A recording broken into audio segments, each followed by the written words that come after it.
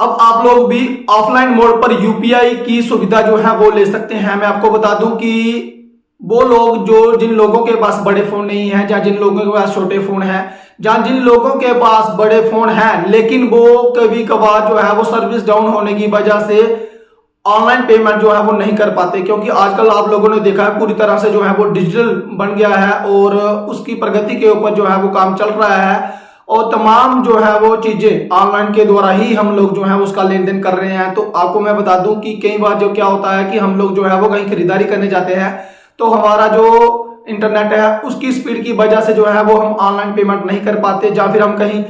खरीदारी करने के लिए जाते हैं, चाहे सब्जी की दुकान पे भी जाते हैं, वहां पर जो है वो हमारा जो ऑनलाइन पेमेंट करने का तरीका होता है वो कई बार सर्विस जो है वो डाउन रहती है, तो वहां पर जो है वो हम लोगों को शर्मिंदा होना पड़ता है। तो मैं आपको बता दूं कि अब ऑफलाइन मोड पर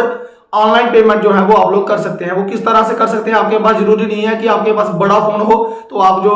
ऑनलाइन पेमेंट कर सकते हैं। उसके लिए आपका छोटा जो स्मार्टफोन होता है, जो बटन वाला फोन होता है, आप लोग जो है वो वहां से भी ऑनलाइन पेमेंट आप कर सकते हैं। वो किस तरह से कर सकते हैं वो मैं आपको पूरी डिटेल में बताऊं कि *99# आपने अपने मोबाइल नंबर वहां से डायल करना है, *99# डायल करना है। जैसे ही आप ओके करेंगे वहां पर वो आपको पूछा जाएगा कि सिलेक्ट लैंग्वेज, आप कौन सी लैंग्वेज में जो है वो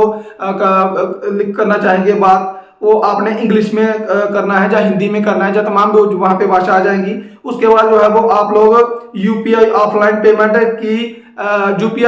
पेमेंट के आप 5,000 रुपया ट्रांसफर जो है वो उसी वक्त जो है वो कर सकते हैं। इसके लिए शर्त रखी है 5,000 से ऊपर जो है वो आप लोग ऑफलाइन से पेमेंट नहीं कर सकते। आप लोग जो है वो 5,000 रुपए तक किसी को पेमेंट जो है वो ऑफलाइन मोड पर कर सकते हैं। उसके बाद मैं आपको बता दूं कि आपका आईएफएससी कोड मांगा जाएगा जो आपके बैंक को होगा, जहां पे आपका जो लिंक हुआ हो। शर्त यह है कि जो आपका फोन नंबर है आपके बैंक के साथ जो है वो लिंक होना चाहिए, और फिर आप लोगों को जो है वो पूछा जाएगा कि आपका आईएफएससी कोड क्या है, अकाउंट नंबर वहां पे मेंशन किया जाएगा, डेबिट कार्ड के आपके लास्ट के 6 डिजिट जो है वो वहां पे मांगे जाएंगे। फिर उसके बाद जो है वो प्रक्रिया ऑनलाइन मोड पर जो प्रक्रिया आपको आएगी, हमने जो प्रैक्टिकल करके आप लोगों तक ये खबर जो है वो पहुंचा रहे हैं, आप लोग जो है वो प्रैक्टिकल कर सकते हैं सिर्फ *99#। चाहे आपके पास छोटा फोन हो चाहे आपके पास बड़ा फोन हो, आप लोग जो है वो ऑफलाइन मोड पर ऑनलाइन पेमेंट जो है वो अब कर सकते हैं। तो ये उन लोगों के लिए भी अच्छी खबर है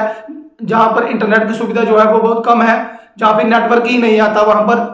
आप लोग जो है वो अपने छोटे फोन से भी *99# करके आप लोग जो है वो पूरी प्रक्रिया कर सकते हैं, यानी कि आप उसको पेमेंट जो है वो कर सकते हैं। अब आप लोगों को जो है वो शर्मिंदा होने की कोई जरूरत नहीं है। ये उन लोगों के लिए भी अच्छी खबर है जिन लोगों के पास बड़े फोन नहीं है, यानी कि आपके पास एंड्रॉइड फोन नहीं है, आपके पास अगर स्मार्टफोन है, उन लोगों के लिए ये अच्छी खबर है। जो लोग जो है वो पेमेंट तो ऑनलाइन तो करना चाहते हैं लेकिन उन लोगों के पास बड़े फोन नहीं है, या फिर जिन लोगों के पास बड़े फोन है लेकिन उनकी इंटरनेट सर्विस जो है वो डाउन रहती है, या फिर उनका जो